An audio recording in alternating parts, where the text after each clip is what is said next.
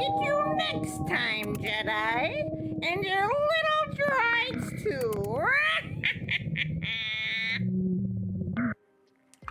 What's up, Star Wars Unlimited fans? It's Loopee here at Late Night Gaming, and we are here for the first Set 5 Masterclass. And we are starting off with the champ. First off, I'm joined by Beton and Sip, both of the Team Enigma Swoop Racers. How are you guys doing? Oh, hello. I'm fine. I'm really glad you invited us. Yeah, I'm doing well as well. Yep, thank you guys very much, and thanks for doing this. Both of you guys are from Poland. Yes, exactly. So, thank you for coming and stealing the championship and taking it to Europe, from us, Beton. Yeah. And if you have, you will need to do better next year. We'll try. We're on the same deck, and actually, I was surprised with how close they were. But Swoop Racers have a great channel. Before we get to it, I actually looked at your stuff quite a bit during the Han 2 Green. When you were doing that, because I was working on that Potato Vault. But tell us a little bit about your channel, for people who don't know. Yeah, so we started the channel quite early, but it was small at the beginning. It's mostly focused on competitive play, so we try to just keep it to best decks, like what can give you an edge in competitive. We met in previous games. We bonded again over the love of the game, and right now we joined the Team Enigma, and at the moment we are just trying to be the best players that we can, and win as much as we can. Well, winning the Galactic Championship is a good start, so well done. And then we're joined as well by Micah, who's actually on the late night competitive team. And you've been playing Talzin quite a bit too? Yeah, I started playing Talzin a little bit before Worlds. Brought her to a 1K, brought her to the PQ recently. And yeah, you and I have been working on that for a while, so it's been good. Yep, very good. And then I think both you and Sip topped with her at Gencon, if my memory serves, the week after Galactic. Actually, Beton didn't go to Gencon. I was the only person who did. The way how Gencon was structured, there were a lot of small tournaments, so I did 4 out of 5 that I went to. Didn't won a single one. In one of them I was close. I got second place and lost with the tiebreakers, but happens. All right. So why don't we start with this? How did you guys find this deck? Talzin was actually late night spoilers, so that's why we started working on her. But I'm curious as to how the Swoop Racers found her. Okay, I was at the beginning of new set. I'm always building everything, and I built Talzin yellow as a one-off, to test. She was much better than I expected, so we tested her more. People was constantly saying to me that red is better, and I was. And by people you mean Sip? Yeah. So I've tested the yellow a lot, but then Sip finally convinced me to switch to red. Red is just better. Forcer is too good. Force Lightning as well. And then because we didn't want to play Han, even though we are known for the leader, because when the leader is has a target on its back, it's super hard to play it, because you can lose a tournament just because someone builds a deck that is just to beat your deck.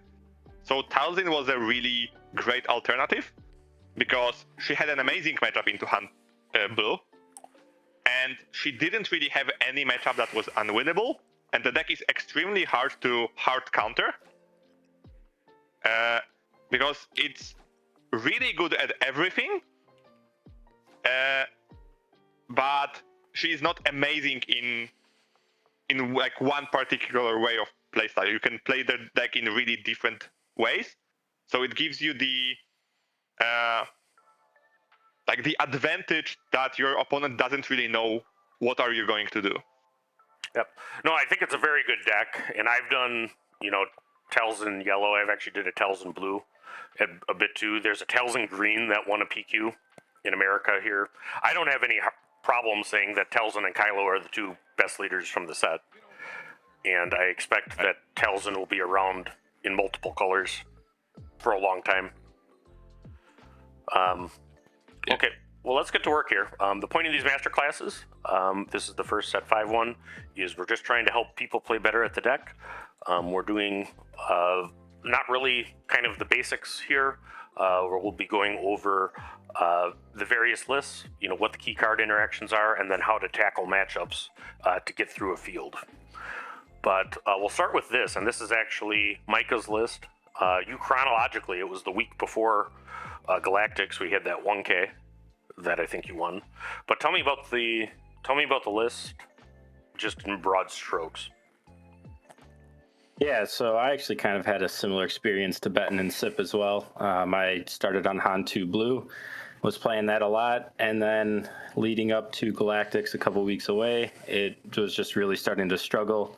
People were kind of catching on to it being the best deck, and that's kind of when I was like, I need to make a change, figure something that kind of counters this deck a little bit better, but does well into most of the meta, and that's kind of how I stumbled upon Talzin, and yeah, really liked it from the get-go and kind of took off with it.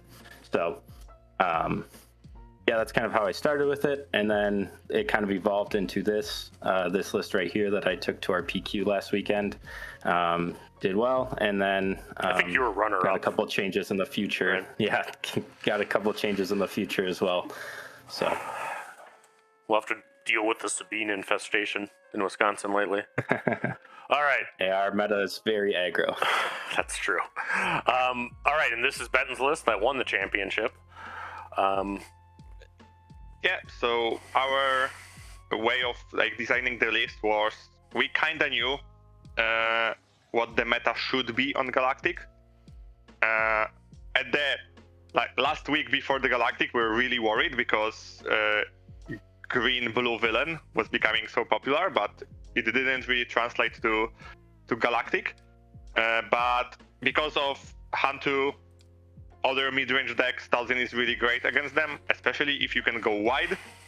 Like few cards that are like different than most of the lists that were played is definitely the Purge and like Kiadi and Krennic. But all of those cards are basically in the mindset of you need to go wide, you need to dominate the board, you need to close the game as fast as possible. And what really separated us for, I think, everybody is Sideboard, because every single card in the Sideboard is versus the slower matchups. And this is our philosophy of play since set 1. We did the same with Boba Green in set 1. We have a main deck versus everything except hard control, and then 10 cards versus hard control that will guarantee you to win the matchup. And with the same mindset, we came to Galactic, and it really paid off. Very good. All right, and then Sip, this is an updated list that you've... Yeah, this is actually updated even from the PQ you just did.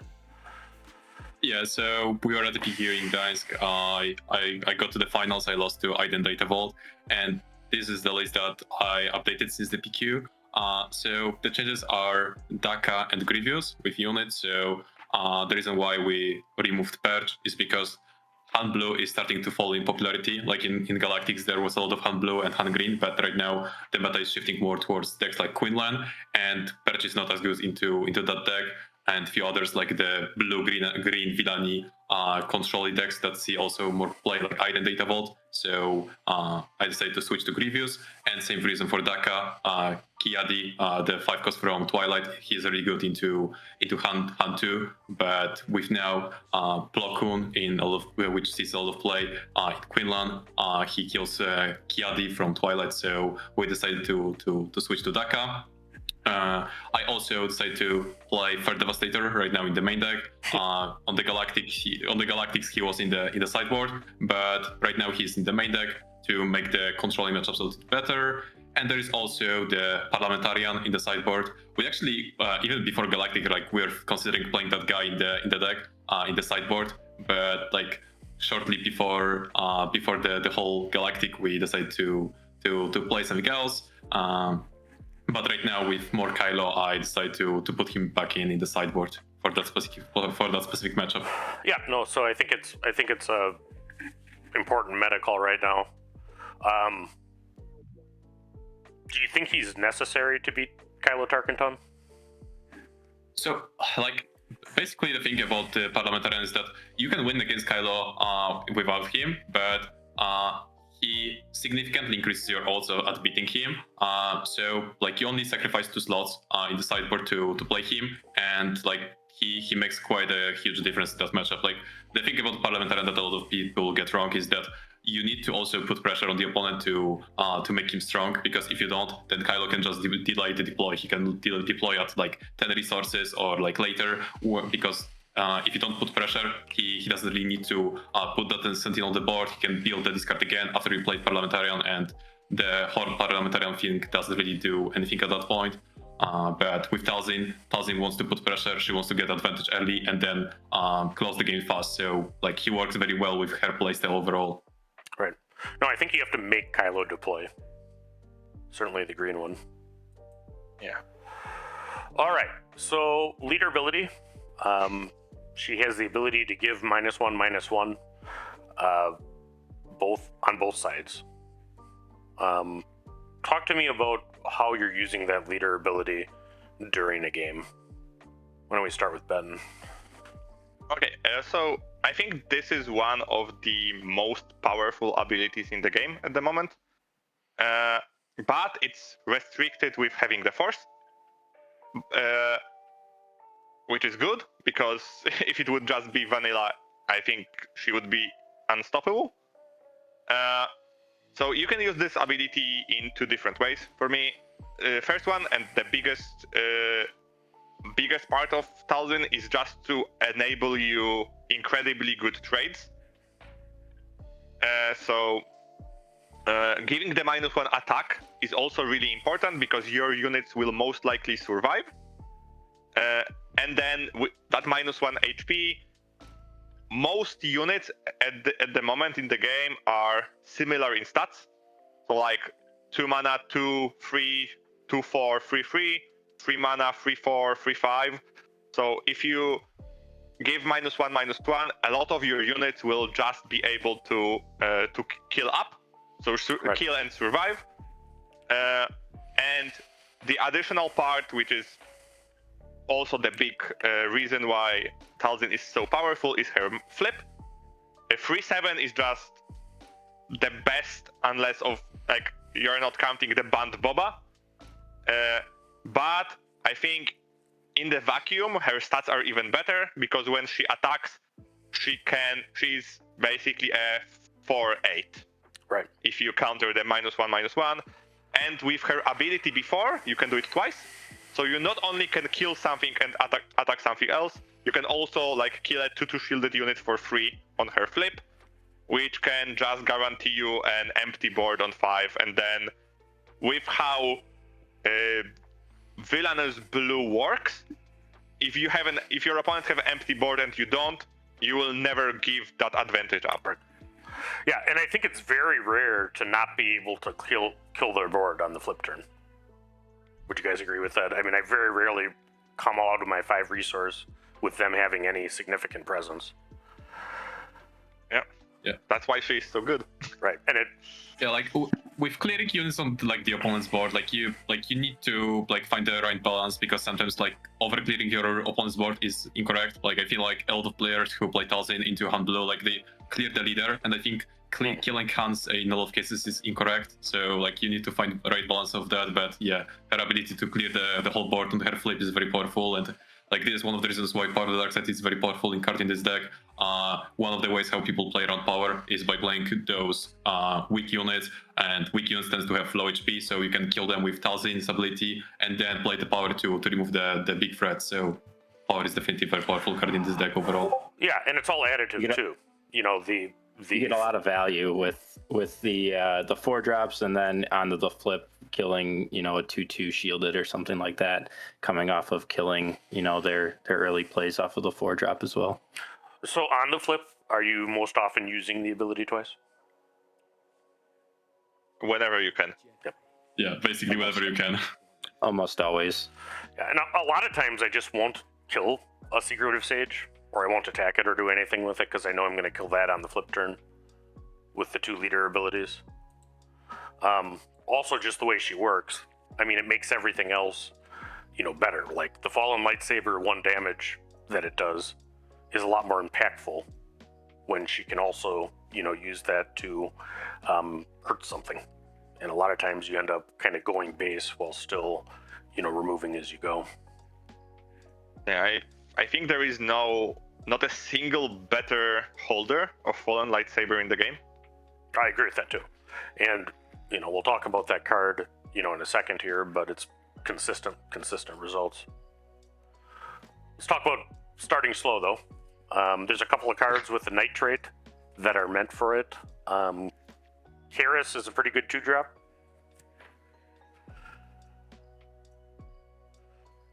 Okay. Yeah. We'll talk about for me, Karis, why don't you talk about the initial turn of the game? What are you looking to do? play something that will stick, that can guarantee you getting the Force. And I think This most of the times a 2/4 will do that. I mean, there's some things like a Power of the Dark Side can remove, right away if you don't have initiative. But for me, there are 3 turn 1 plays that are better than the rest. So it's Karis versus any deck that it doesn't play Tarkin Town. Mm-hmm. It's Sage versus any deck that plays Tarkin Town. And it's Acolyte that will always guarantee you the Force. But and with Acolyte, there is also like a cool stuff that your opponent doesn't really want to kill it. So they leave it around, and you can then abuse the fact that even at 2/3 with Talzin's ability can trade up.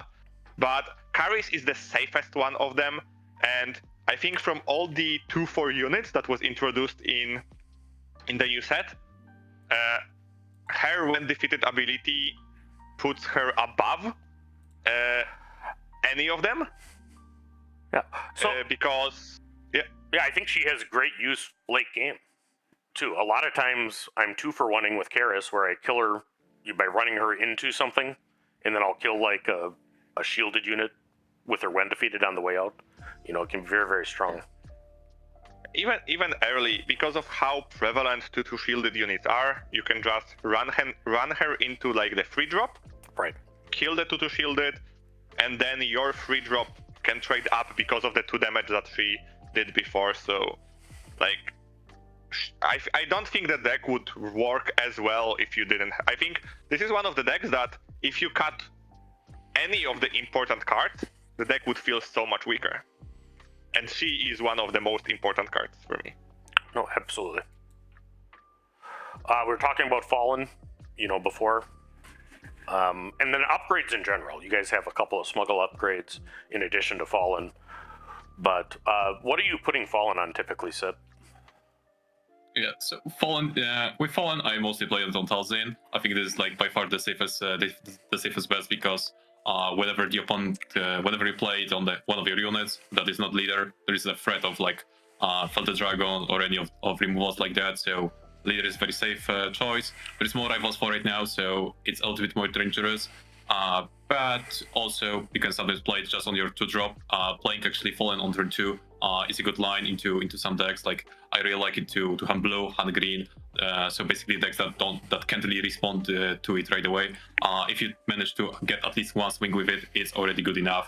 Especially if you manage to play it on Sage or Krennic, like any shielded unit, because that shield allows you to get really good trades. So yeah, it's also as we kind of talked before, it's really good to like the on attack ability really synergizes well with the Talzin's -1.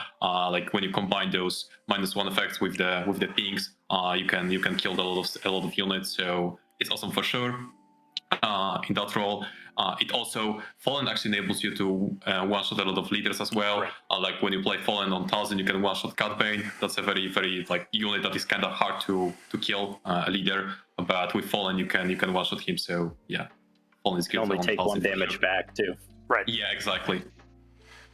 Yeah, I think there is almost no playable like unit that is not killed by Talzin with lightsaber. No, it's extremely strong. I think that's an important play in the mirror. I mean, if you can get your Talzin out and a Fallen on her before their Talzin deploys, that feels real bad. Yeah. It is And very she- hard to yeah, answer. Right? And then know your opponent too, because I agree with Sip. You got to be very careful of particularly blue removal and putting things into fell range.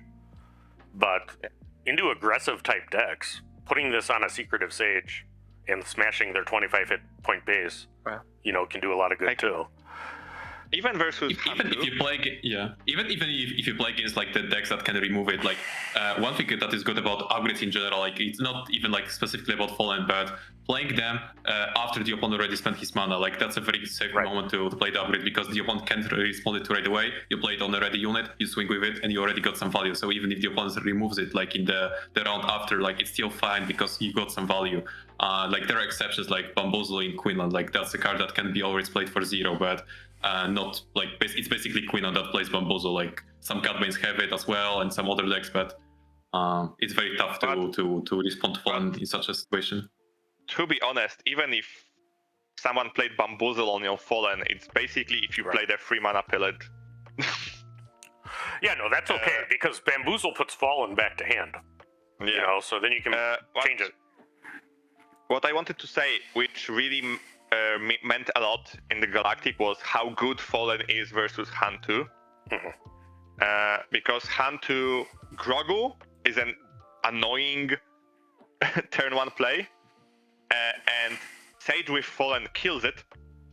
And even if they play Fell on 4, your 4-drop will most likely kill their 3-drop for free. So you will end up in the board state that on 4 resources you have a unit and they don't. Yep. No, and I agree. That's a I great. agree with that. That's a great point. Let's talk about Force Lightning. And I love. First off, I have 3 Hyperfoil Force Lightnings because it looks cool, and I had those since set 1. I actually played this card in my Vader deck set 1, but it's really found a home with Talzin. And we were looking at this before, but what are you using Force Lightning for? Why don't we start with Beton this time? Almost everything. Right. I think it's my favorite card in the deck because of how universally powerful it is. 2 biggest plays for me is killing Super Laser Technician. Zap the DJ. So removing ability, or going around Chirrut, going around Obi-Wan, any big Sentinel that has a good when defeated ability. And the second part, which comes more often, is just killing space units, because you don't really have that much interaction to space. And on 4 resources, you can kill A-Wing with Chewbacca. So 6 HP space units, which not that many mid-range deck has access to. And because of that, Talzin just... It's a deck that if you draw well, you feel like you have answers to everything. Yeah, and I think you need to be selective in when you use it too.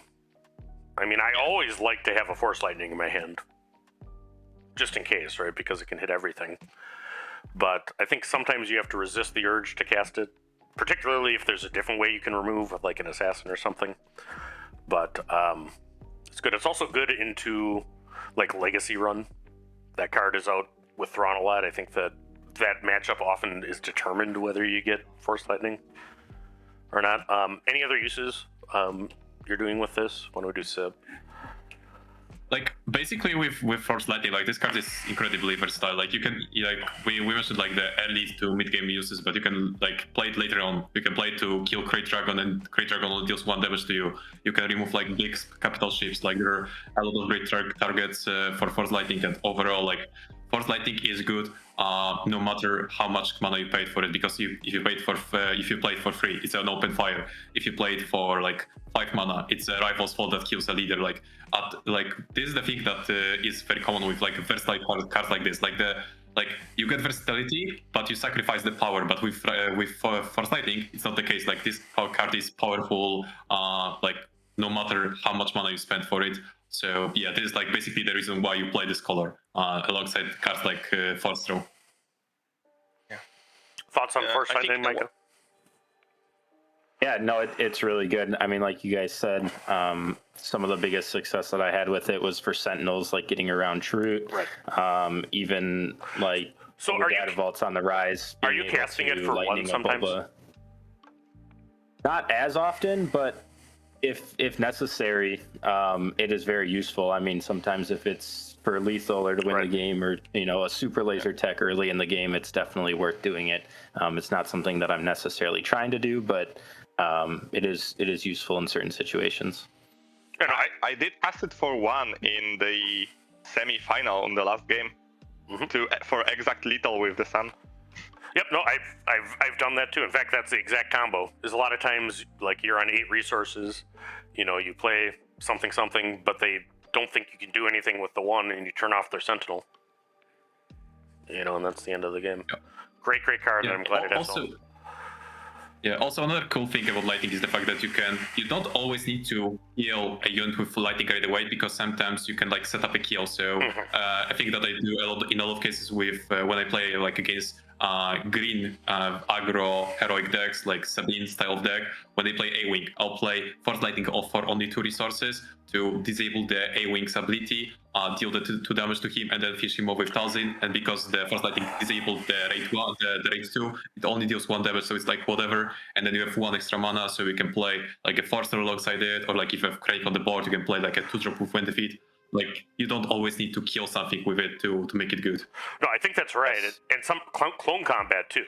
Like on the flip turn, sometimes I'll be able to cast the Force Lightning for 2 rather than spending the 3rd resource, because you're able to then do the last point of damage with your leader ability, because it will make it a 3/3 under all circumstances. You don't need to think about space units out there.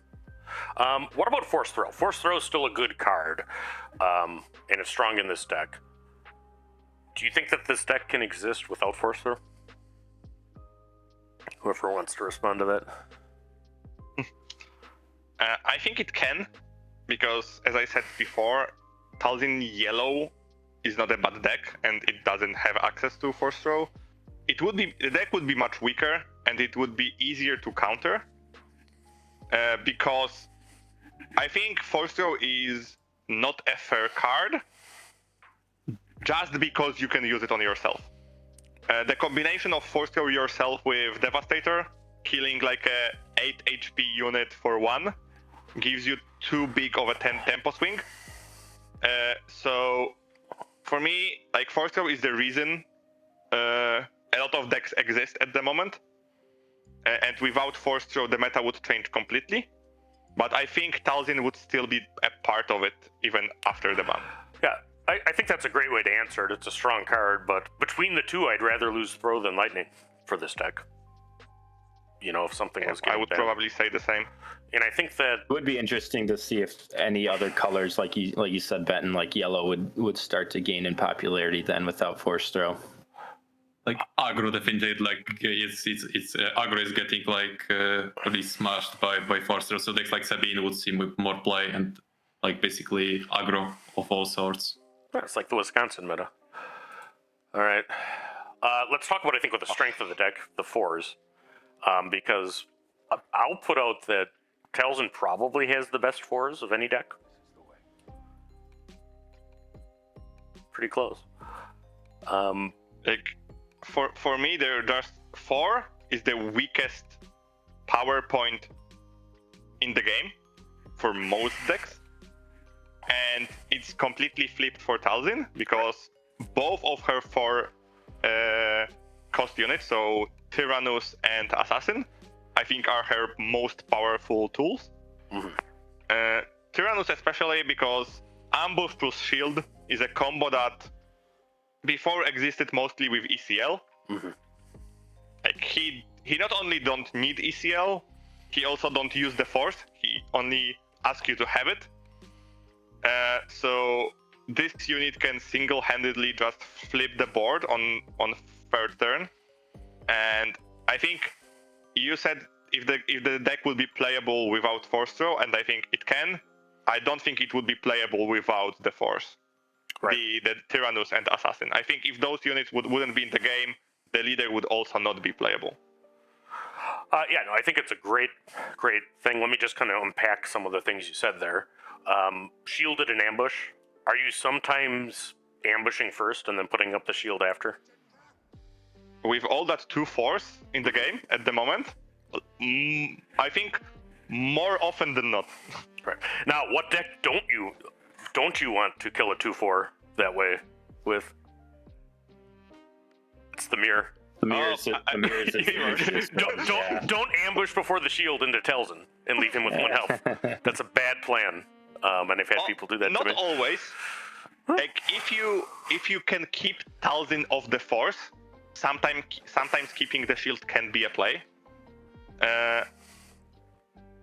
But what is also really important that 4 power plus Talzin's ability Right. can also kill every single turn 2 play, and most of the turn 3 plays, because 4/5 is the most common stat line for 4 mana units.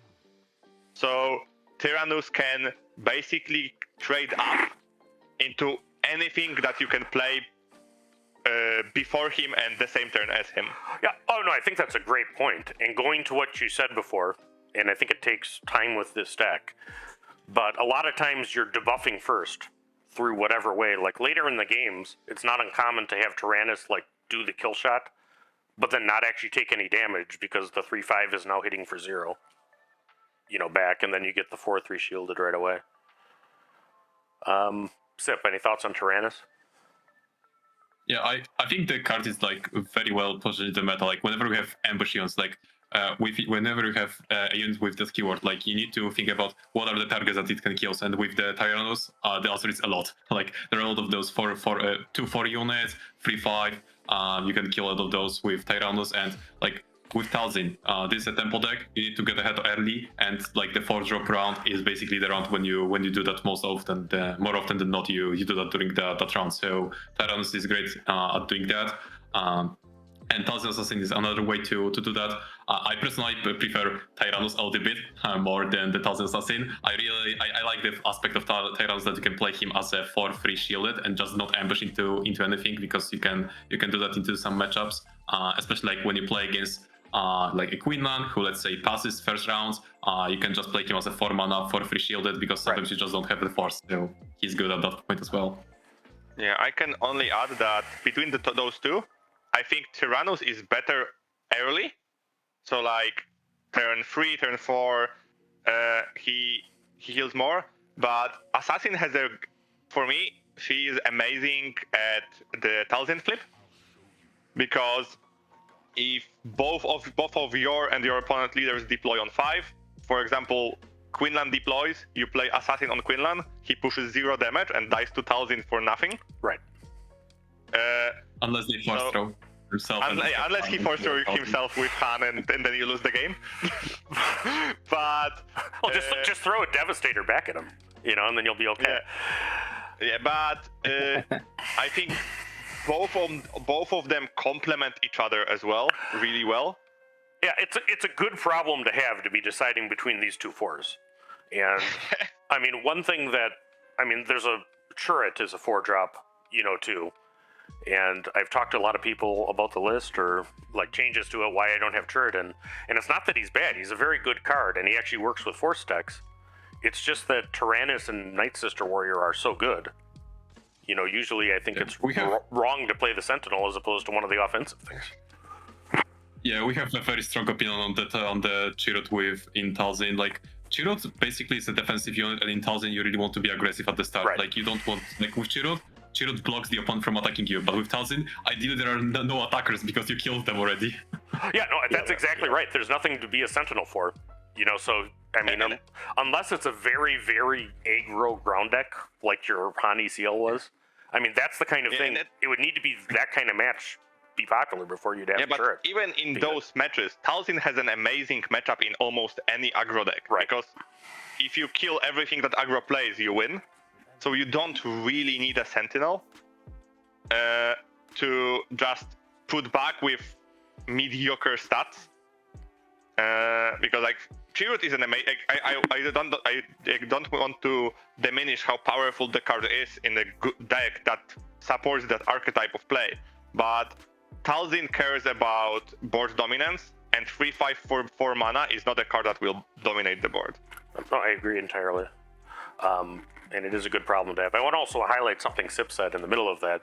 Strangely, because I view yellow as the tempo color, I mean, I agree that Talzin is a tempo deck. It absolutely plays like one. Yeah, which is really annoying for Sip because he hates blue. All right. Let's actually talk. Let's talk about the other 4 before we get there. Talzin Assassin, one of the best cards in the deck. Yeah, I really like this card. It allows you to trade get some nice value trades early on too. The -3/3 doesn't always have to kill something. You can oftentimes swing something else into it and get a free kill, almost taking no damage back, especially like if it's a 3/5 3-cost unit or something like that. Or on the Talzin flip, when you can do an equivalent of -5 power to them, and then you swing either Talzin or another unit into them and take nothing back. Or even like a Luke, right? Because if they play Luke and you assassin it, all of a sudden your leader can kill it, and not die. Yeah. The second big part with Assassin is the fact that, as I said with Tyrannus, he can kill a 5 HP unit on 4 with Talzin ability.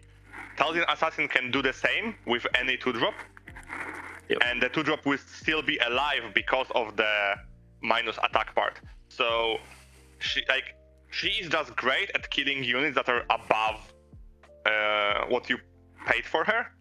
So with a decent setup, she can kill a 4/5 drop and even Luke unit after. And the units that will, because normally when you need to do something like this, for example, with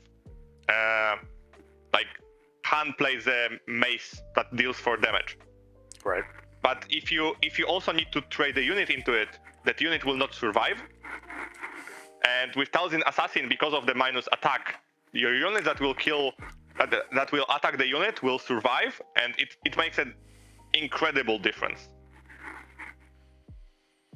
Also, another relevant part about Talzin Assassin is the fact that she targets space. So, the thing about Talzin deck as a whole is that this deck plays no space units whatsoever, till late game. You play Devastator, some versions play Ruthless Raiders, but there are no 2-drops, 3-drops, 4-drops space units. So having the option to kill the opponent's spaceships with Talzin Assassin is also very relevant. Yep, and gets rid of some hard ones like Lurking Ties, right? Because the -2/-2 Sanctuary Shuttle, right? Sanctuary Shuttle, yep. Or even Millennium Falcons with Talzin's ability, right?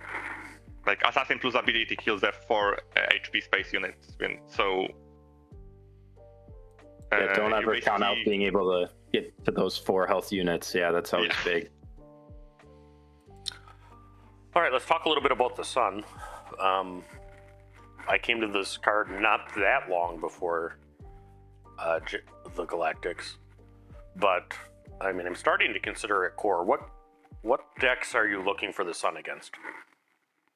Let me start with Sip on this. With the Sun, I wouldn't say that I'm looking for him in a specific matchup. I think he's just a part of the game plan of Talzin, because what you want to do with this deck is you want to early on get an advantage, as we kind of talked about before, and you get the advantage by trading with the opponent. And if you're trading, you are not pushing damage to the base, and this deck doesn't really have that great of a late game. So you need something like the Sun to buff your units to get that damage to the opponent's base, because the Talzin's deck, the units in this deck don't really push that much damage on their own. You have a lot of 2-power units, 3-power units. In all cases, that's not going to be enough, and the Sun gives you that +2 power to all your units. And since you already managed to get a good board presence, you should have a few units, so you can swing with those after you play the Sun, and he's a great finisher because of that. Yeah, he is also really well positioned into the meta because of the 8 HP. He dodges every single removal that is not hard removal. So he still dies to Fell and Vanquish, but he doesn't die to Vader, Maul, Luke, Anakin. And because of that, if your opponent needs to, like, if your opponent have like Maul to secure his board presence, you played the Sun. If they play it, you both spend your 7 resources, you claim, you deal 8 damage to base. Right. And it's enough of an advantage to secure a lot of games. Yeah, no, and I think that you hit on it's exactly what because the Sun can be win more, and it feels like a win more card, you know, because of what it does. But it also is just really good at putting them in check. Right? So you play the Sun, all of a sudden you're representing 8, or if you have hot shots, 10 damage. You know, they might, if they don't have the ability to kill it that turn, you might actually get some swings off with other stuff. Micah, thoughts on the Sun? I know you're on this. Yeah, I've really liked him. Like you said, our meta here is more aggro, sometimes in the mid range with a lot of like Quinlan and Cad. Quinlan and Cad really struggle against the Sun.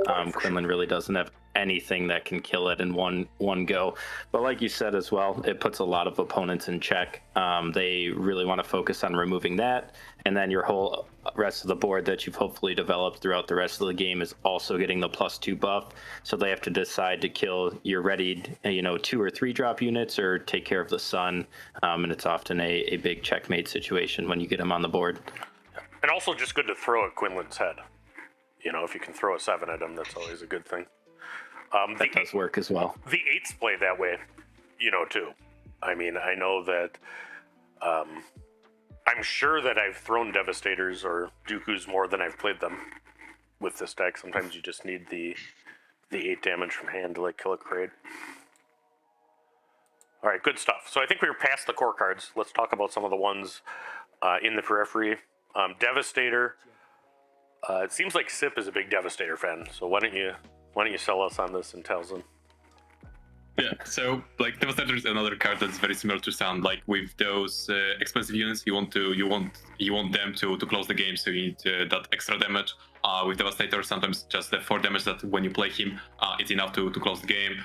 And actually, whenever you play against like the mid-range decks, like the Quinlans, the Cat Banes, like when you play Devastator, they really struggle to remove him. Like they can play Waylay on him, but still got the 4 damage. And when you play him, you don't even need to do the damage to base. You can like deal 4 damage to the Quinlan's unit, and so more often than not, you will kill something. So he's great into those. Like I mentioned, I increased the copies of him in the main deck to 3 because he also does well into the Iden data vaults, like the control decks. And also, you can always just force throw yourself when you play against Sabine, the force throw Devastator, and then you kill Sabine with Darksaber, which is like a very important threshold HP wise. All right. This is in most of the sideboards. Kiadi, what matchups are you bringing it in, Beton? So for me, it's everything that is mid-range or slower. This is one of the key cards for the mirror matchup, because if both players want to fight for the board, it often means that nothing survives. And then those 2 additional cards that can refill your hand and make your Anakin -6/-6 can just secure the game in the long run. He's also really good into the hard control and soft control matchups because of the same reason. If your opponent tries to remove everything you play, cards that can go 3 for 1 can just put you over the edge of they don't have enough removal to kill everything. So even though he costs 6, there is just no other card that does the same in villainous colors. And the fact that it also allows you to have the Anakin -6/-6 in certain matchups just gives you a free reign to then secure the board. So he's just a really good sideboard card. I've got something on this. What do you guys normally take out then for him? I know it's obviously matchup dependent, but I'm the only one in this lobby right now that doesn't run him in the sideboard, and one of the biggest things was I couldn't find anything to cut in a lot of matchups to bring him in. Tip? So for Talzin Mirror, for me, the card that I cut is Arm to the Thief. When we were at the Galactics, we played 2 Thieves. Thief is not a great card in the mirror because there's a lot of removal that Talzin plays, so playing an upgrade that doesn't give you an HP is really risky. For the same reason, I also cut 1 hotshot. So for Galactics, I was cutting two Thieves, 1 hotshot. Right now, because I removed one Thief, I think it would be 1 Thief, 1 hotshot, and probably one of the free drops. So maybe like Jedi in Hiding or Daka, yeah, something like that. That would be my cut for the mirror, because you also want to bring in the third Anakin for the mirror, obviously. Yeah, no, and I think that key is just kind of generally good too. I mean, if you have, sometimes what you have is cards you need to remove because they're not helping you in a matchup. I mean, key's always okay-ish in any kind of slower matchup because more cards are always good. And Anakin being stronger is good. You talked about Arm to the Teeth, a little bit. Good transition. What matchups do you think this is important then, Sip? You said it's not the mirror. So I would say that Thief is the type of these late game finishers. Like whenever you play against hand blue, hand green, you can play it from Smuggle on 7 or 8 resource round. You have a lot of units, like that's the idea of the deck. So you slam it on your leader or one of your like more tanky units, and then you get that extra punch to close the game. Because like I mentioned before, like without that extra punch, it's kind of hard to close the game. So it's good against that. And whenever you play against like this space aggro decks that see quite a bit of play right now, this card can give you a lot of power for very small amount of resources. So 2 resources for 4 extra damage is a very good value from hand. Yeah, I also really like Armed into the aggro matchups. So versus like Vader or Sabine, it can just push those small amounts of damage more. So you will be the one that threatens to putting your opponent in check before they can do it. So if you go like 2-drop, then turn to Krennic plus a 2-drop, and then on 4 resources, you can go like Force Throw plus Arm. You can put enough of the pressure on your opponent that on 5 resources, you will just be threatening lethal. So this is like the second way of how you can use Arm. So in aggro matchup, you can just play it from hand. Yeah, another good thing about Thief is the fact that you can, like, there are a lot of these cards in the meta, like there is Pillage, Force Throws, and cards like that, so it's kind of easy for the opponent to discard your hand completely, and having the Smuggle to play it on that turn, like, is quite relevant. Like, Kylo will play, like, Pillage on 4, Pillage on 5, and you're all of a sudden, hey, I have out of the Thief, and I deal 4 extra damage to your base, haha. Yeah, no, and I think it's, Smuggle always draws a card, too, essentially, too, yeah, because exactly. You're playing it there, so it reloads your hand a little bit. All right, Daka, you put this back in after taking it out, which I'll confess, actually, after Galactics, I tried exactly your list, and then I was messing with variants of it, and I had Daka out, and then eventually had her back in just recently. Yeah. But what are you using Galactics, it for? Yeah, so like before Galactics, the reason why we didn't play Daka was because Kiadi was just better positioned in the meta. We tested Daka for quite some time, but we decided that Kiadi is just doing better. But right now, because of the Plo Koon, Daka is surviving the Plo Koon, and it's not the case with Kiadi.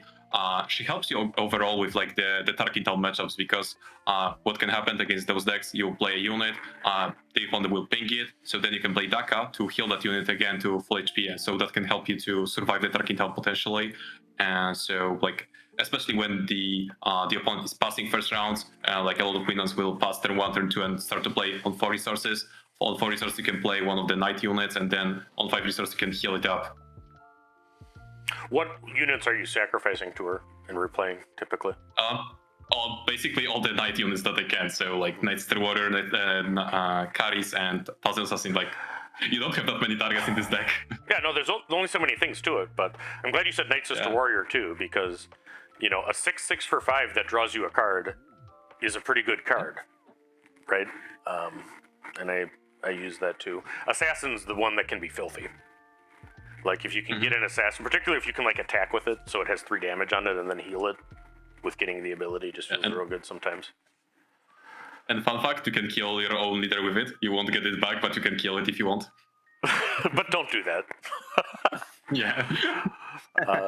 Talzin leader does not come back from dock. No. All right. Marin, this is something that's still in my list, in Micah's list, not in yours. So, Micah, why don't you talk about Marin a little bit?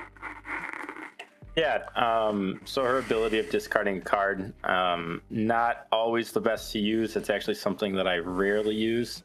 Why I like her the most is just the 5 health body. That is what comes into play the most, especially with Tarkin Town, you know, Quinlan's and Cads. I feel like gaining a little bit of popularity after Worlds. The on attack is helpful also into space. We also saw a little bit of a rise in, you know, space aggro, I think, over the last couple of PQs. So she has a lot of value, you know, throwing a card, hitting it for 2 damage, and then being able to use Talzin's ability to finish off 3-drop or a 3 health unit in space as well. Again, you have to be careful with not depleting your hand too much, but can be very helpful at times. Right. Yeah, no, I think it's probably correct. One of you said it while we were prepping is that there's not really great 3-drops on the deck. It's not the strength. The strength is the 4s. And I agree. I mean, I think she is on the edge and has a place for space. Maybe to be a poet. All right, let's talk about matchups. Go on from that. Get rid of the cards. And we'll just kind of go through how you tackle these decks from kind of most aggro to least. But what are you looking at into the Sabine matchup? Why don't we start with one of the Swoop Racers first? Okay, I can start. You're always looking for carries turn 1 because it's the only unit that Sabine has no way to kill. Then things I'm always trying to have is Force Throw, especially with Devastator, to always have an easy way to kill Sabine with Darksaber. Force Lightning if Sabine's going into space. And like overall, I think this is one of the easier matchups because like Sabine needs to have units on the board. Talzin is specifically designed to destroy everything that your opponent plays. So it's not a great matchup for Sabine. Sabine can get it, especially with medals. I think medals are really good in the meta, and it can really hurt if she goes like Battlefield Marine, Fleet Lieutenant into your 2-drop to kill it, medal, above from anything you can do, and then just overrun you. But still, Force Throw is just a really, really good way to stabilize versus Sabine. And if you go into like mid to late game without a lot of damage on your base, you will just be able to abuse the fact that your units are a little bit stronger than hers. Thoughts on Sabine? So yeah, like there are like all the concepts that Beton mentioned already are like correct. Sabine is one of the reasons why I like Grievous, even though he is not a force unit. The fact that he's a 4/4 with Talzin ability, you can kill the 3/5 unit, so you can like swing with Grievous and then finish it off with Talzin ability. And that's not the case with Purge Trooper. Like you can swing, but Purge Trooper will die because he has only 2 HP, and Grievous has 4, so he'll most likely survive. And also, like in general, whenever you play against these more aggro space decks, playing Grievous on 3 sources, he's pushing 4 damage. So like that's another thing that I really like about Grievous, just the fact that he pushes a lot of damage in that matchup. Yeah, no, I think Sabine to win, you know, should be trying to focus on space. Yeah. You know, it's. But I always like to try to find an assassin to deal with the masterpiece, because it's I think it's rare to lose to Sabine. When I do, it's usually because of Sabine's masterpiece. Just being one of the really good plays for Sabine is going double 2-drop in space on 4. Uh, Because since Talzin isn't the best at pushing damage, Sabine doesn't really need to go as fast as normally. And if she gets enough dominance in space, you can struggle to clear all of it.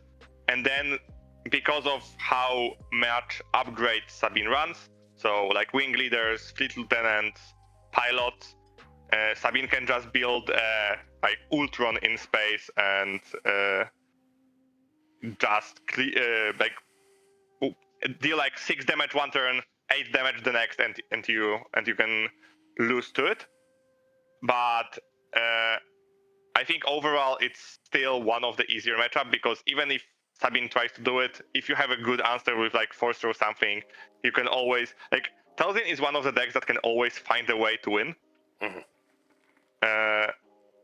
So this is one of the, like, for us, this is the reason why I really like the deck.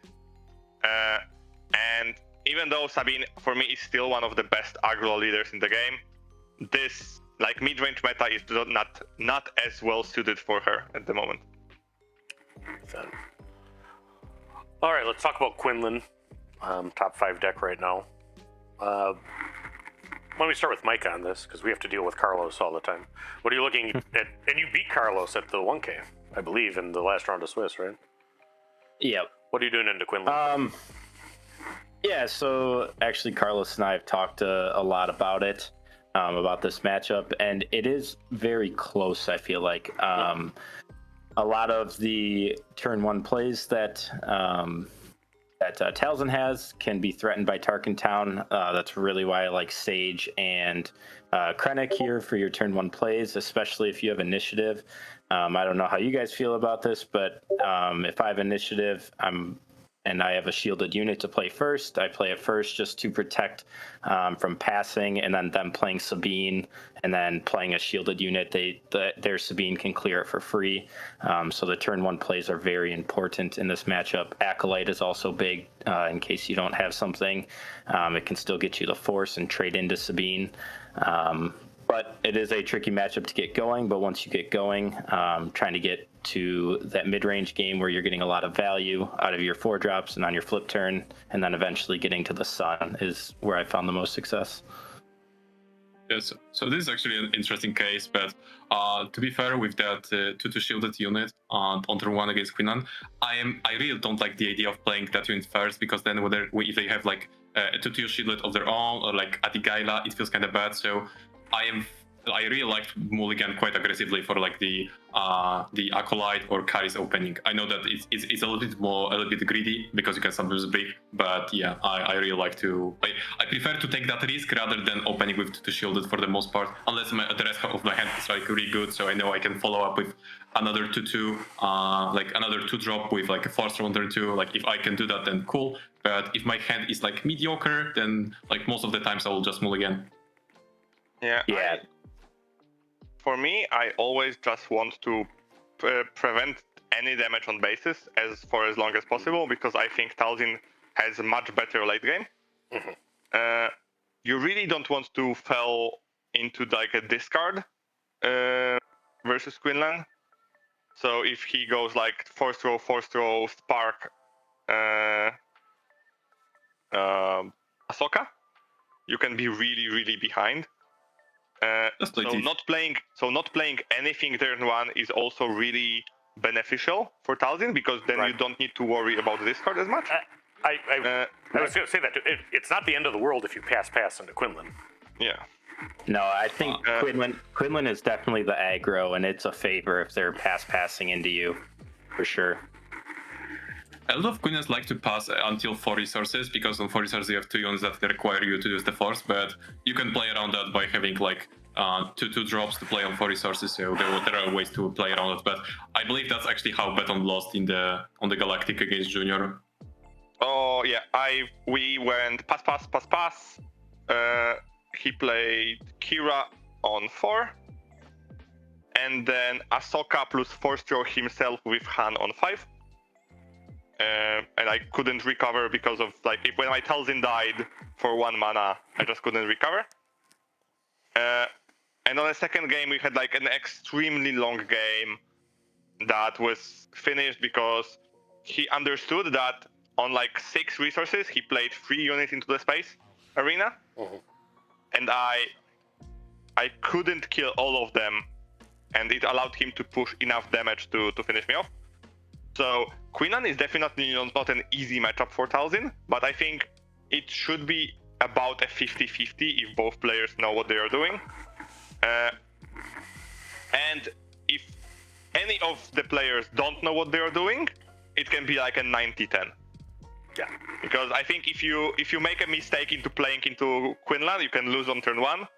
And at the same time, if Quinlan just, I will play a 2-drop, I don't care about what you do, Talzin can just steal the game on 2 really good actions. And this is one of the most, I think, skill-intensive matchups in the game. Those 2 decks interact really well into each other. Force Throw is a really big part of it because both decks can utilize it really well. One thing that I think put Talzin a little bit above is Force Lightning, especially on 5 mana. Immediately killing Quinlan can put you in the position that Quinlan have really awkward plays, because without the ping, a lot of threshold for him doesn't work. So Plo Koon doesn't kill Talzin, then Millennium doesn't ping anything, it only pushes damage. The 4-drops don't trade up because 3/5 suddenly don't deal that 1 damage that can kill your Talzin assassin. So if you can kill Quinlan on flip, you can just put yourself into the position that it will be almost impossible for Quinlan to recover. But at the same time, if Quinlan does Force Throw into Han and does the same to you, it's really hard for Talzin to get on the board after that. Right. Yeah, keeping the board clear for that flip turn and watching out for Plo is a huge thing in that matchup.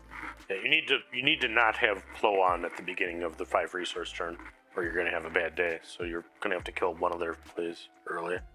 Yeah, that's why I think power is really good card as well into the matchup, especially if you go pass.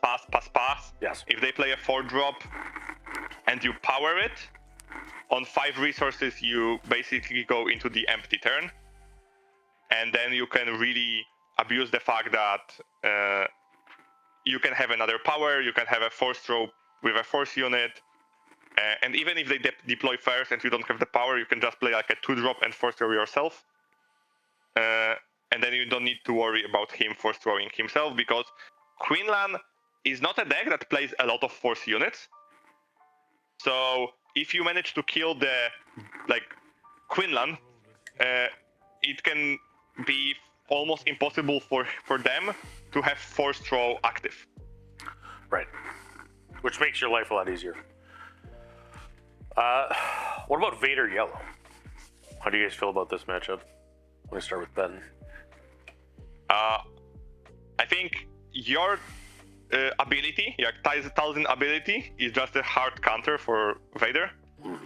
You can lose it if your opponent have a really good draw, but if you keep removal for only the key pieces of Vader's stuff, so basically I have a rule that I only remove Victory Leader, the Squadron, and the unit that Vader's flip on.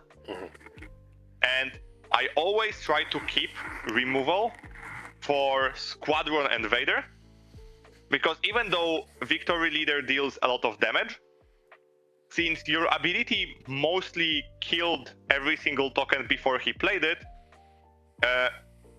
Victory Leader doesn't push as much damage as it normally does in other matchups.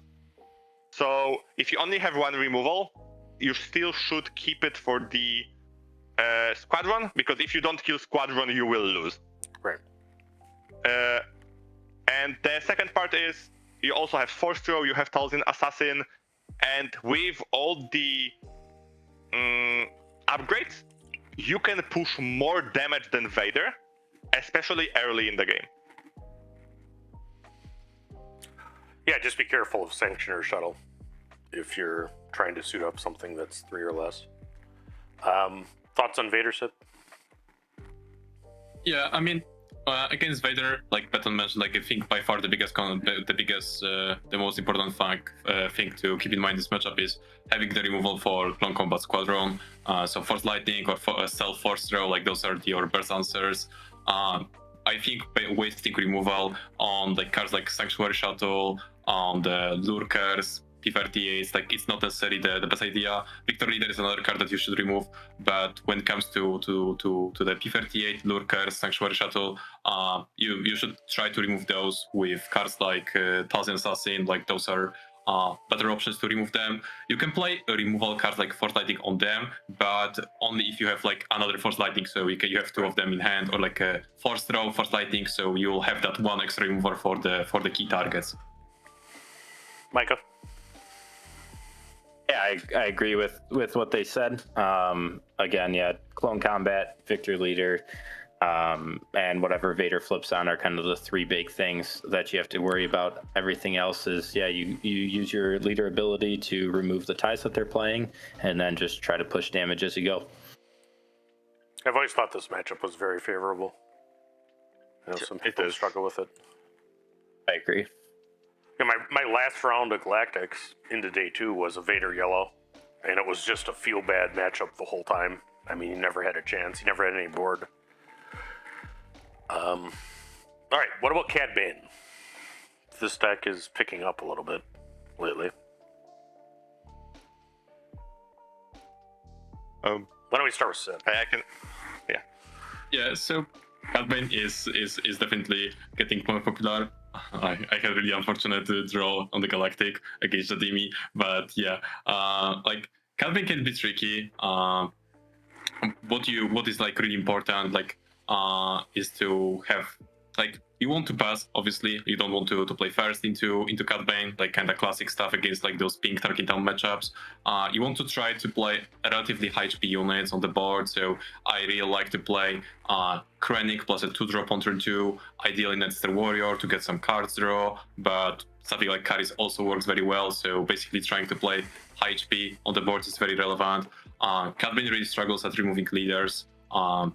So if you manage to play like a Fallen Lightsaber onto Talzin, it can one-shot Cad Bane. You only take 1 retaliation damage from him because you give -1 to Cad Bane. He has the raid, which doesn't do anything when you attack him directly. So yeah, Cad Bane struggles against Talzin upgraded. He can play something like No Good to Me Dead to stop her. So try to play those upgrades when Cad Bane already spent his mana. But yeah, those are basically the ways how you want to win this game with this matchup. Yeah, I can only add that I always try to play Cad in a way that on Talzin flip, you can clear everything on his board. Right. So if he allows you to go pass, I would always go for it. Because it can only benefit you. Because you are the player with power. So if you can flip Talzin on 5 into the empty board, you will most likely win. And of course, like as Sip said, Fallen Lightsaber is one of the key cards into the matchup because of how hard it is to remove. And even if they play Bamboozle, you can most likely just replay it. And one additional card that's for me really, really good into the matchup is again Acolyte, because even if they ping it and Tarkin Town it, you will be able to get your board back on 4 resources because of how powerful Tyrannus and Talzin Assassins are at guaranteeing you the board. Right. Any thoughts on Cad, Micah? No, it is a tougher matchup, kind of like Quinlan. But yeah, like Beton and Sib said, I mean, I think pass is definitely in Talzin's favor. Have to be be careful with the turn 1 Bazine with your starting hand, but yeah, trying to get into that later game, have answers to the Cad Bane unit is the big one as well. Right. And then have an answer for the leader, but there's all sorts of bad things that can happen to Cad Leader against a Talzin. You know, it should be doable. All right, the mirror. So this is your own deck. What are you guys thinking to do in the mirror? You clear everything. Fallen is the most important part of the deck, I think, in the mirror. The player who can keep Talzin with Fallen will most likely be the winner. But this matchup can also go really long because of you both play removal. You both want to keep the board clean. So there is not that much damage pushing from both sides. The really easy way to lose the matchup is if you don't keep force on 4 mana on 4 mana, because both of your plays on 4 resources can be hard countered if your opponent have force. So if you played Dooku, he can be instantly killed with Assassin. If you played Assassin, your opponent instantly can kill it with Dooku. So it's often the player who plays first loses in these matchups. But still, I think the biggest part of it, you want to be the player who plays Fallen and your opponent doesn't have an answer to it. And playing around this is the easiest, like for me, the easiest way to play this matchup. Yeah, like Beton like already mentioned, like the Fallen is definitely important and trying to play around it. So like keeping power the dark side aggressively for 5 resources round, or like First Lightning. Like basically on 5 you don't really want to play a 5-drop, like you want to play a 3-drop plus a 2-drop, or like be prepared for Talzin deploy and kind of remove her when you can, because if the opponent Talzin stays alive for long, she can get that -1/-1 on your units whenever she attacks. And there are a lot of targets that she can kill, like she can kill the GI, she can kill Talzin Assassin, Dooku, and even she can directly attack the our Talzin, our leader. Micah?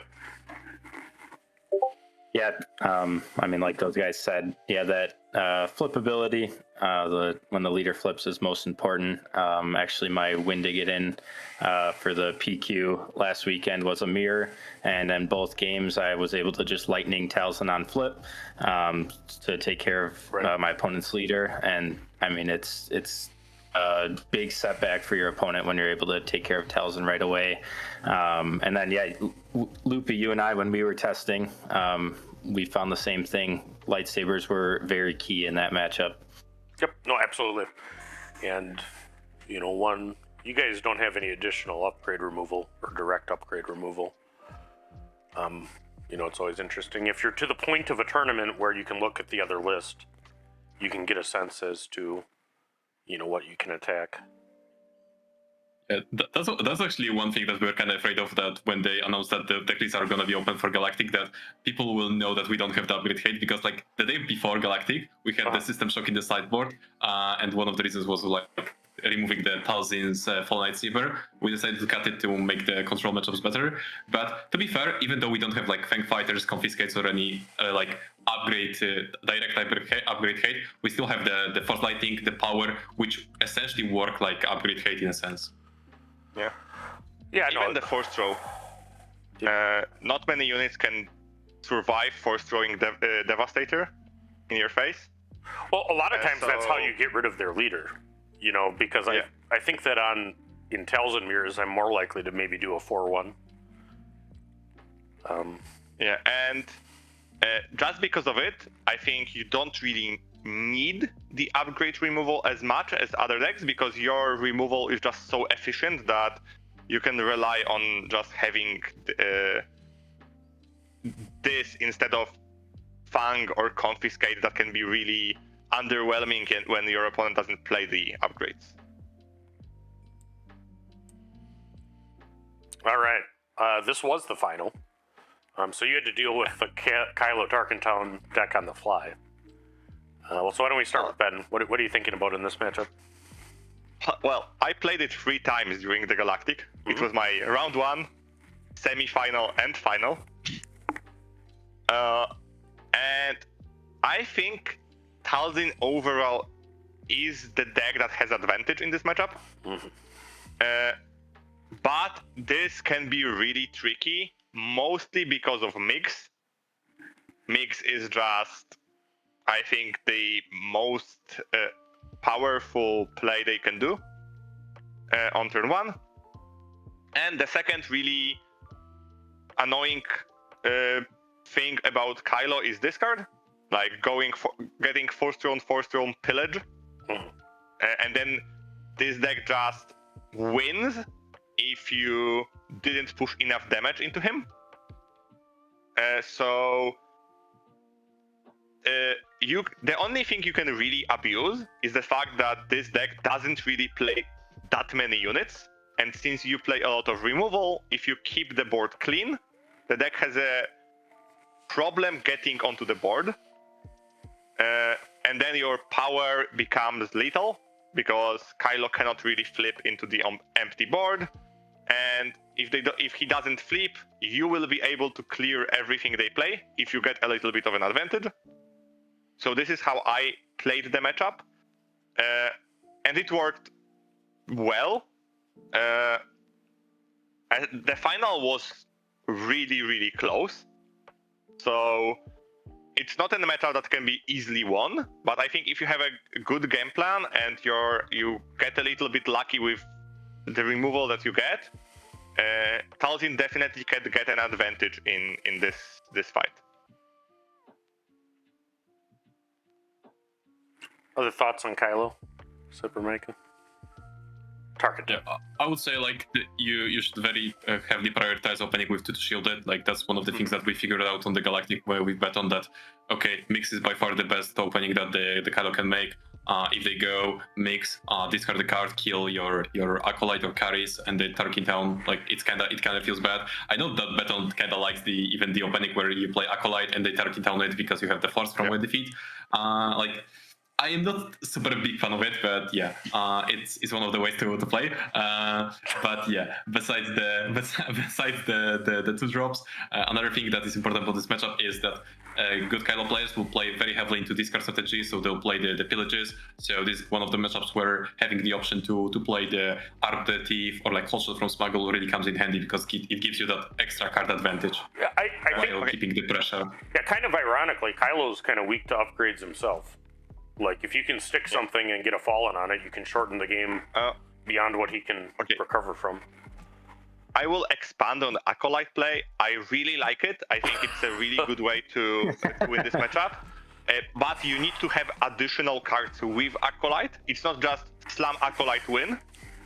But if you have a follow-up with like Force Throw plus carries for the next round, it can, if Kylo uses the Tarkin Town early, and you get the board back, they don't really have any way to take it away from you. So if you have like Acolyte carries Force Throw, you can just slam Acolyte, play carries next turn, and Force Throw to kill the Mix. And then because the fact that you have the Force, when you play carries, even if they play power, you can just kill Mix in response, and the board is empty. And empty board is what you want to keep versus Kylo early. And then just on 5, play a 2-drop, flip Talzin, play Fallen on her, and clear everything that he plays for the rest of the game. Right. All right. The other Kylo. Ugh. This is Kylo ECL. So let's talk about blue-green villain generally and Kylo ECL, specifically. What's your game plan? Whoever wants to start with this one. Pray. So Kylo ECL is actually a very interesting deck. So when we practiced with Beton for the Galactics, this was like by far the toughest matchup. Reasoning being the ECL Vader being very like ECLing Vader, and then right after that deploying Kylo into Craving plus legal authority. That's a very powerful round by round play that Kylo can make. Also, like the -6 from Anakin, because you get the Ray and the heroic upgrades. Like it's very tough to deal with. Basically, the best way how we found to approach this matchup is go very aggressively. This is one of the matchups where we really like to, like, against any blue-green villainy, we really like to play hotshot from hand. So what you do is you play 2-drop, turn 2, you play another 2-drop, and then you play hotshot on your turn 1 play that is ready. You swing for 4 damage, and that hotshot gives you quite a lot of punch early on that can snowball the game and like allow you to push enough damage to kill them, because they play ECL, they have only 25 HP, so having that extra damage can help you to win the game. Yeah, the second way that you can win this matchup is go really wide. 2-drop, Krennic plus 2-drop, 2-drop on 4, and just go everything face, and then on 5 play upgrades on everything that survives. Right. And I'm glad you said that, because I mean, on this one, I mean, Fallen not on Talzin, I'm much more likely to do against Kylo or another blue-green ECL deck than anything else, because you're trying to spread it so their Vader feels bad, right? Because they can kill literally anything with the ECL. But as Sip said, I don't think there is a worse matchup for Talzin than specifically Kylo ECL. Other other control, soft control, hard control variants are manageable. With good sideboard, you can win those matchups. Maybe not 50% or more, but you can keep it like 40-45%. But Kylo is like for a long time it was feeling unwinnable. Because not only Vader, because Vader you can manage. If you go wide enough, you can manage Vader. But if you go wide and then they go Anakin ECL killing 3 units, you just lose the game. And you cannot play around everything. This is one of the matchups that you need to risk it. Play really aggressive, play really play around the fact that they might not have the removal. Don't try to play slow, because this is the matchup that playing slow will just end you in the position that you will never recover. And if you get a little bit of an advantage, try to squeeze as much damage into the base as possible. This is also one of the matchups that I basically never attack anything except base. Let them attack your units, let them kill your units with their units. Because you need to push that damage. If Kylo flips, unless he immediately dies to power, I don't see you winning this. Yeah.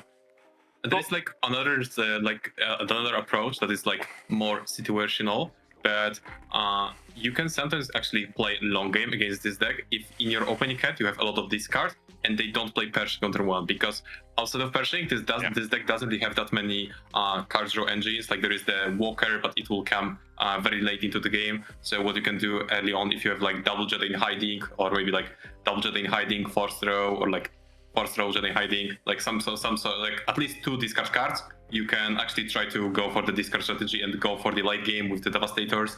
But you need, as I mentioned, like at least 2 discard cards in order to make that game plan good. Yeah. Do you attack Pershing if they play? I don't know. Okay, you need to have a really, really easy way to kill him without wasting a lot of damage. And I think if they play Pershing, you just need to pray that they don't have cards to interact. You just go face, and they are more likely to have them, but you still need to play around that they don't draw them. Yeah, basically, like this is a very tough thing, but like against every single matchup that like in the past played Pershing, like I always killed him. But Kylo might be one of the very few exceptions where killing Pershing might be a bait because of that 5 extra HP that they get on the base by you essentially attacking into Pershing. Yep. The only way I'm killing Pershing is if I have a Hotshot Blaster. Or Tremendous. So if you go turn 2, turn 1, anything, if they play Pershing, turn 2 you play a 2-drop. If they don't kill your your untapped unit. They, for example, draw a card with Pershing, you play a hot shot, you kill Pershing, and this is I think the only scenario when I'm okay with killing it. But even then, if my hand is aggressive enough, I just go face. All right. Yeah, I find that the 4-drops try to clean them up a little bit too. I know they get a couple card draws, but hopefully you get Tyrannus or Assassin to finish them up and not get as many cards. Yeah, I'll definitely try to kill him with Tyrannus, just because it's value and you need to attack something there, with it. But I mean, this matchup's not unwinnable. I think that whether they ramp is very important, but unfortunately, you can't really do anything to stop resupply. And you can Lightning Technician, but for resupply it's tougher. You have the champs in the line decided exactly for that situation, but like even if they ramp, like even if you answer with your own ramp, like the fact that they get to that Vader into Kylo, 6-7 resets round, it's tough.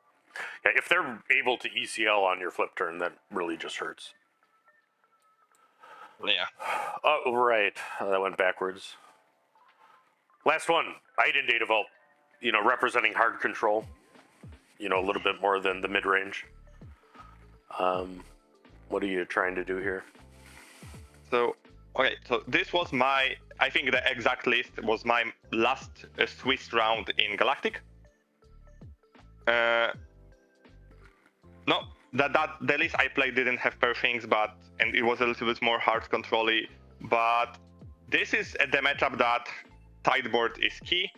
Before Sideboard is really, really hard to win. You can try the same way as versus Kylo.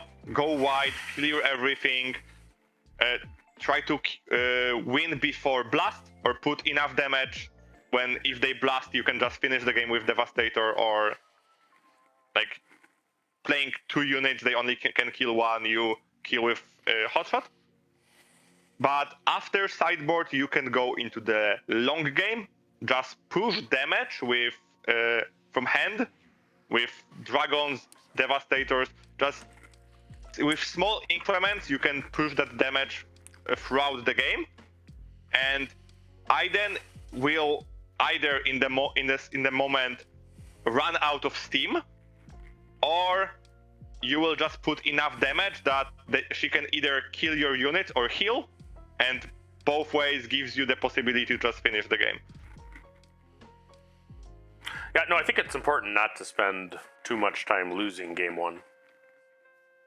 I would say that also very important thing in this matchup is playing 2 units on turn 2, so basically Krennic, because what Iden does throughout the whole early to mid game is playing only 1 removal per round to remove 1 unit. She doesn't really have any mass removal up to 6 resets round. Her mass removal is Barrage, so that she can play that on the flip turn. But a very efficient way how I found, which I found to win this game, this matchup, is by playing turn 1 to drop. On turn 2 they play removal, power, remove the 2-drop, and then you play Krennic plus a 2-drop with 1 defeat.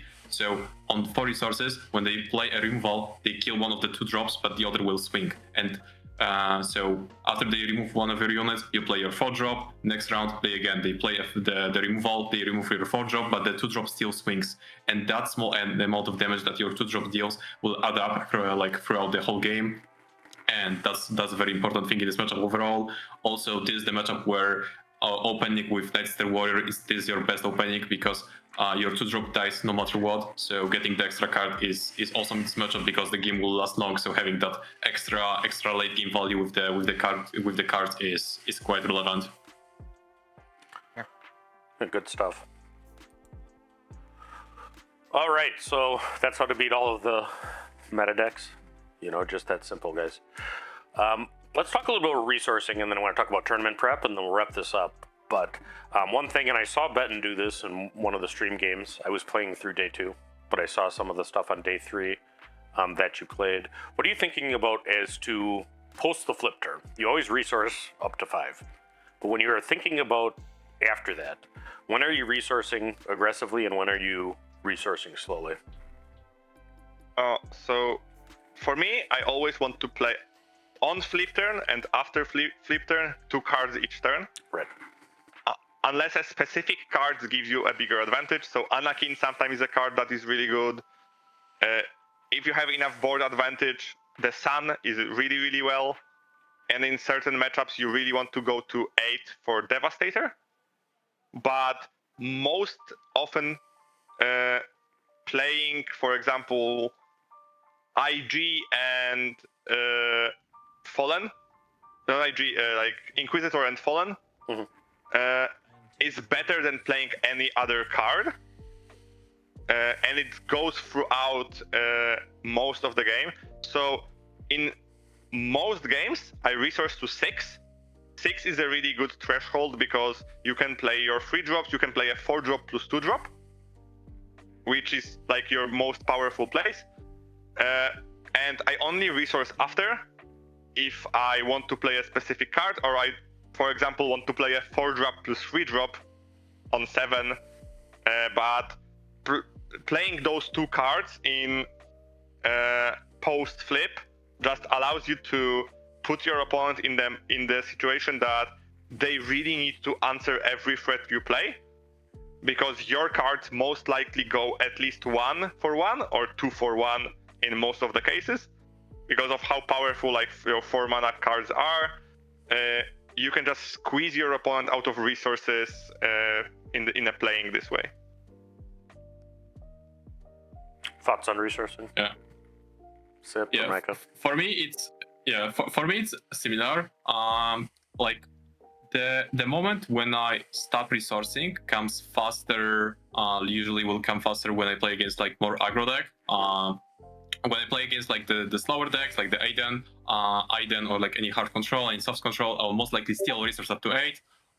Because the game will be long, it's kind of hard to close the game fast. But when I play against like those aggro decks, like it's not uncommon for me to like stay on 5 or 6 to just keep playing those cards, and I don't really care about the expensive cards in those situations. You know, I think it's right, and I think that it's a deck that double spells very well. I mean, the strength of the deck is the low cost cards, really, and getting them through. Yeah. Another thing that with resourcing people kind of sometimes get wrong is that they like resource smuggle cards too aggressively. Like in a lot of cases, you want to play smuggle cards from hand, especially in the aggro matchups. And I don't think this concept is only in Talzin. I think like in many different decks, people over resource the smuggle cards. Yeah, probably. All right, so you guys kind of accomplished the dream. Last question is about how to prepare for a major tournament. So you obviously, won the Galactics with your team, and you did it with a new leader. It was kind of cool having 2 new leaders in the final. That's a sign of a healthy game as opposed to decks that were rehashed from the last set. But tell me about the process that you guys used to tune this deck. Okay, This is to you guys at Enigma. Yeah. Okay. I think there are a few things that allowed us to like have more time than a lot of players. First part is that me and Sip played together a lot, like more than a lot. But basically whenever we have time, even for like a game or 2, we try to just test. We never whenever we play each other, we almost never play anything that isn't benefiting us with some information. So when we knew that we are going to play Talzin, we just played Talzin versus something every time we interacted. Then there is a second part with the team. The team also gives you a lot of additional time because you don't need to think about other deck lists. So for example, if your teammate prepared like Queenland deck, and they put a lot of time on it, you are testing versus good Queenland list, so you're not wasting time versus like if you're for example trying to prepare only online on like Petranaki or other like virtual ways of play. Sometimes you can get into the situation that you playtest versus opponents and you think, oh, this matchup is really easy, I'm winning every single one.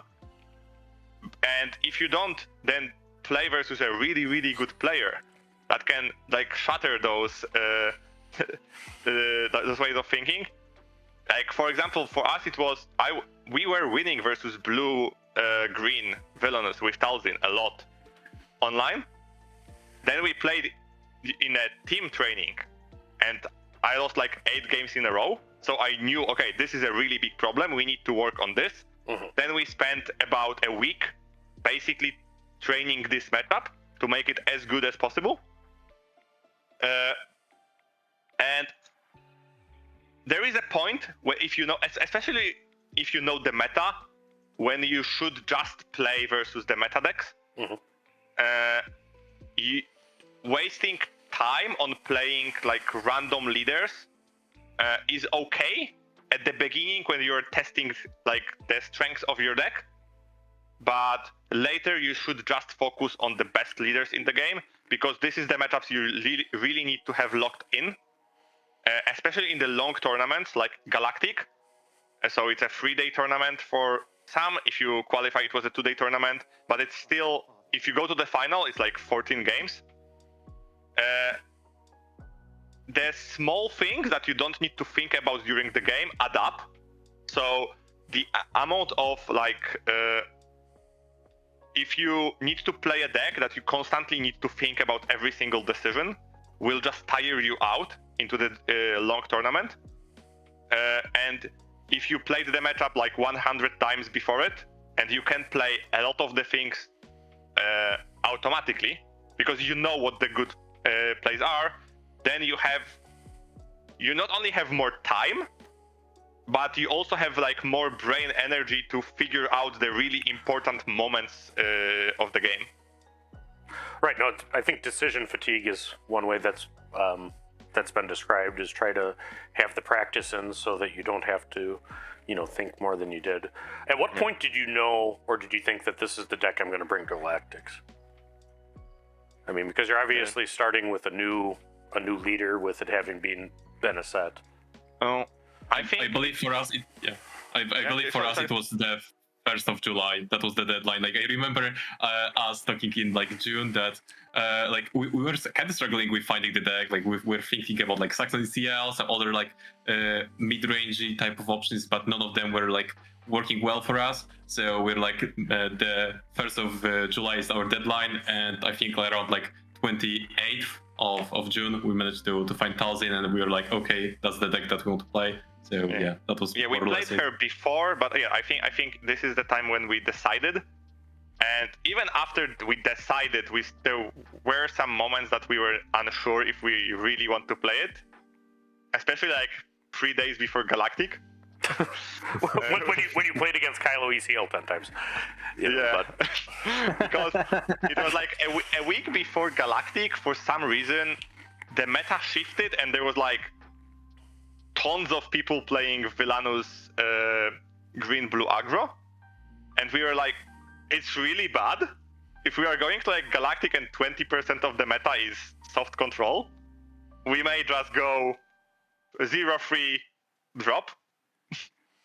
But the shift was, and I think the shift is currently in the process, because now Villainous Blue is much more prevalent and a lot more people play it. But I think in Galactic people still didn't want to play decks that they started to playing or discovered. So we still were in about like 5 to 7%.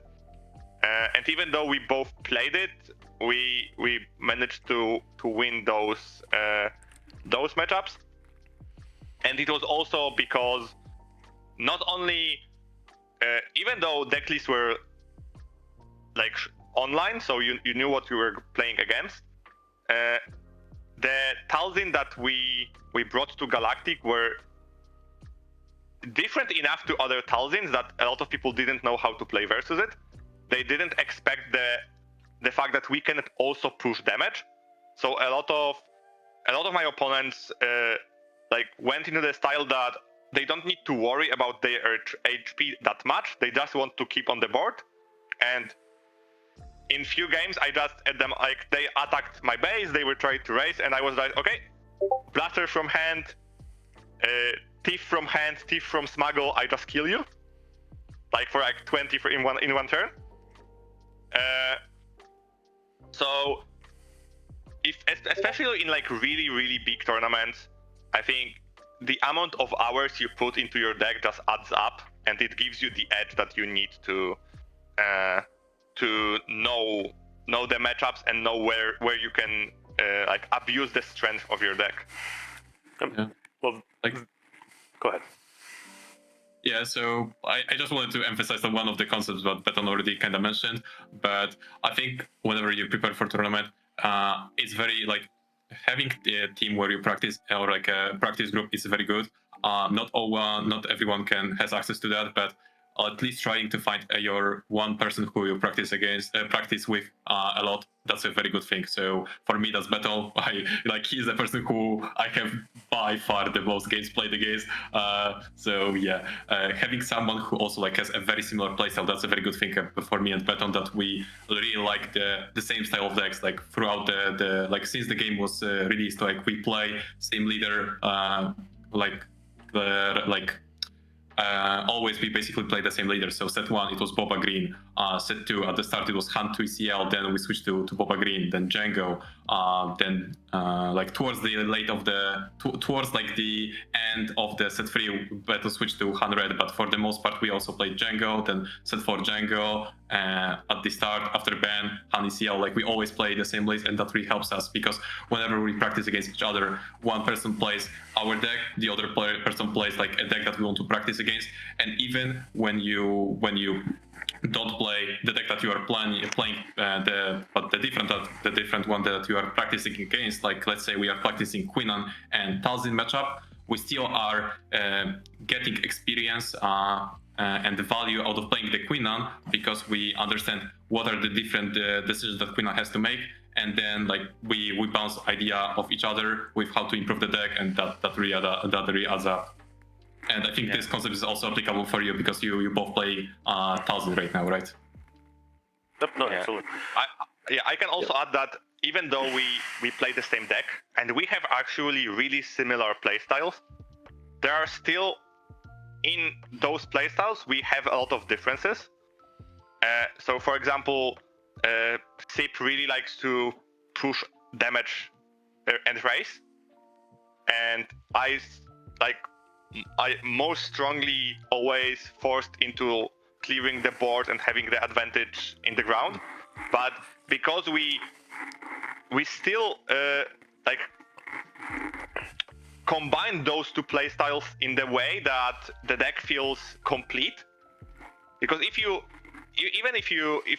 like have a partner that you can have the same deck and build the same deck with the team, like Bottom Network did, or even if with one person, you will find that sometimes there's like hidden gems of the cards that you couldn't like think of it, but the other person was like, oh, I just really like the card, I tested it and it's amazing. So testing even cards that, if you have enough time, testing cards that on the surface don't look great can have a really great benefit. Like for example, with Talzin, it was the Sun, because like when you look at the card in the vacuum, it doesn't seem that amazing, but when you played it, it was like, oh, it just fixes what the deck needed. And like, if, for example, it was the same with like Arm to the Teeth, which is one of the Sip's favorite cards. That and Devastator. Helps you to raise, helps you to push damage, always good.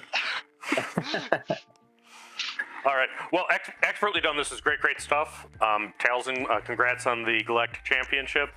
It hasn't had great results since. Hopefully this video helps people play Talzin a little bit better. Any final thoughts for the aspiring witches out there? We'll start with you, Micah. What are your final thoughts on Talzin? Then we'll get to the Swoop Racers to land the plane. The biggest thing that I've learned through testing is just how aggro she can be. When I first started playing the deck, it was a lot of like, oh, I'm trying to control the board. And then through my testing, I really did realize she is the aggro in a lot of circumstances, or can be if you need it to be. So that's kind of the biggest thing that I've found. All right, Swoop Racers, when you land this plane. Oh, okay. I can only like, don't get discouraged if you lose with this deck even a lot, because you will get to the point when it clicks, and you will start to understand why you were losing. And if you get to that point, the deck can feel incredibly OP.